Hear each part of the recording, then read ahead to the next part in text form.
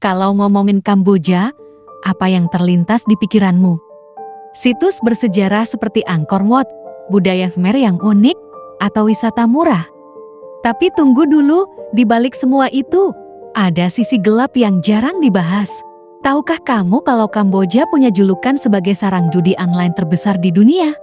Kok bisa negara kecil ini menjadi pusat industri ilegal yang melibatkan miliaran dolar, kriminalitas, hingga perdagangan manusia?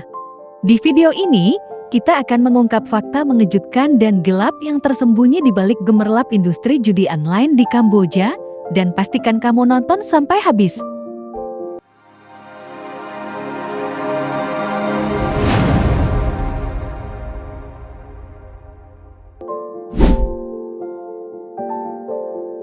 Sejak awal tahun 2010, pemerintah Kamboja mulai membuka pintu bagi investasi perjudian. Kasino dan judi dilarang untuk warga lokal, tapi diizinkan untuk warga asing. Awalnya, tujuannya sederhana, yaitu menarik investor asing dan meningkatkan perekonomian. Namun, yang terjadi justru ledakan industri judi online. Kota kecil bernama Sihanoukville, yang dulunya dikenal sebagai kota pantai yang damai, berubah total jadi pusat kasino dan operasi judi online. Mayoritas investor berasal dari Tiongkok yang membawa teknologi dan modal besar. Ledakan industri ini membawa dampak besar. Di satu sisi, banyak lapangan kerja baru tercipta. Tapi di sisi lain, warga lokal justru mulai merasa tergusur. Harga tanah melonjak drastis, banyak yang kehilangan rumah, dan kehadiran kasino memperburuk tingkat kriminalitas. Menurut data, tingkat kejahatan seperti pencurian, pemerasan, hingga kekerasan meningkat signifikan. Dan itu belum termasuk kejahatan yang lebih besar, seperti pencucian uang dan perdagangan manusia. Tolong selamatkan kami, Pak. Kami ketipu pekerjaan ilegal di tempat perusahaan kami. Kami sudah mediasi kepada perusahaan kami malah disuruh denda dan bayar 25 juta. Ternyata, banyak pekerja di industri ini berasal dari luar negeri, termasuk Indonesia, Filipina, dan Vietnam.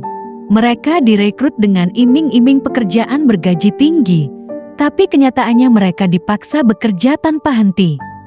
Beberapa pekerja bahkan menjadi korban perdagangan manusia.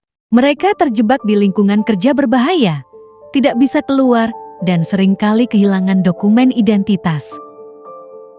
Bukan hanya soal pekerja, judi online di Kamboja juga menjadi alat bagi sindikat kriminal internasional untuk mencuci uang. Dengan lemahnya pengawasan hukum, Kamboja menjadi surga bagi aktivitas ilegal. Bahkan, ada dugaan bahwa beberapa pihak di pemerintahan Kamboja sengaja menutup mata terhadap praktik ini. Industri ini sudah terlalu besar, terlalu mengakar, sehingga sulit diberantas. Yang lebih mengejutkan, dampaknya tidak hanya dirasakan di Kamboja.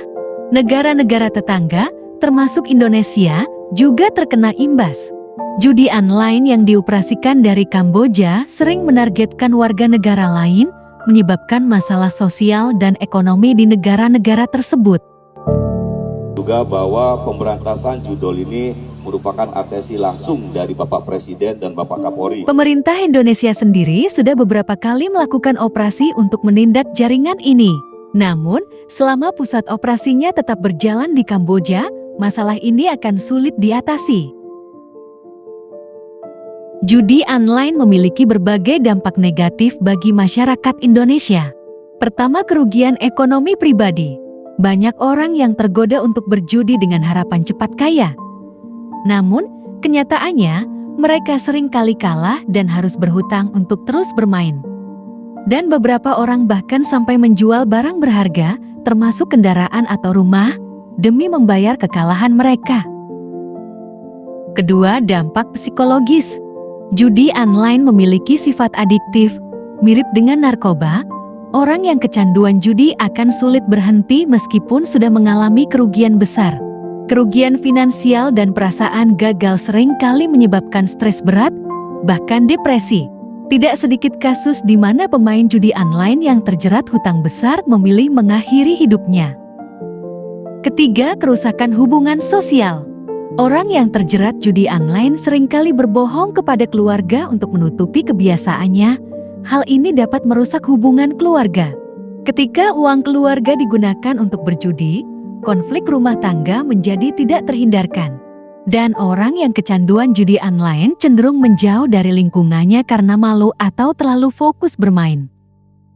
Keempat, dampak kriminalitas. Beberapa pemain judi online melakukan penipuan atau pencurian untuk mendapatkan uang guna berjudi. Dan ada juga kasus di mana orang nekat melakukan tindakan kriminal seperti perampokan atau penipuan karena terdesak oleh hutang judi online. Kelima, dampak pada generasi muda. Dengan kemudahan akses internet, banyak remaja yang ikut mencoba judi online. Mereka rentan kecanduan karena minimnya pengawasan orang tua. Ketergantungan pada judi membuat banyak anak muda kehilangan fokus pada pendidikan dan pekerjaan. Tapi, tidak semua orang tinggal diam. Dalam beberapa tahun terakhir, masyarakat Kamboja mulai bersuara, demonstrasi menuntut penutupan kasino ilegal dan regulasi lebih ketat mulai bermunculan.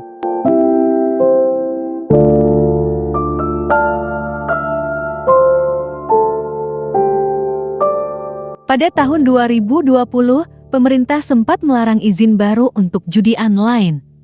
Namun, banyak pihak skeptis apakah ini cukup efektif, mengingat jaringan ilegalnya masih sangat kuat.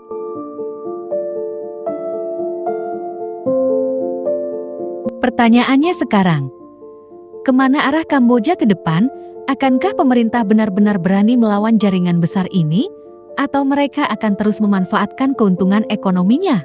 Di satu sisi, judi online memang membawa keuntungan finansial yang besar, tapi di sisi lain, dampaknya terhadap masyarakat dan reputasi negara sangatlah buruk, sebuah dilema besar bagi Kamboja.